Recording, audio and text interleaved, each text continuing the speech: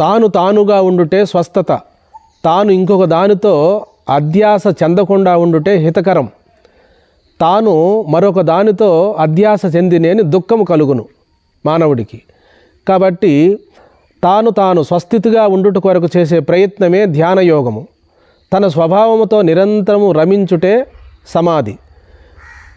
మరి ఈ పూజలు, ధ్యానము, యోగము ఇవన్నీ కూడా ఆ ధ్యేయైక స్థితిలో మిగులుట కొరకే ఏర్పడ్డాయి. వాస్తవంగా మన స్వరూపాన్ని, స్వస్వరూపాన్ని అనుభవానికి తెచ్చుకోవడమే పరమార్థం.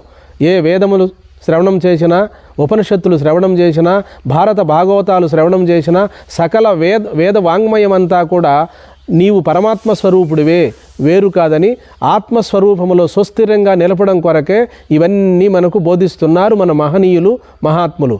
తాను పరమాత్మ స్వరూపుడనేటువంటి సత్యం తెలిసే వరకు ధ్యానం కానీ, యోగం కానీ, జపం కానీ, ఆత్మవిచారణ చేసుకొని తానుగా మిగిలిపోవటే స్వస్థత.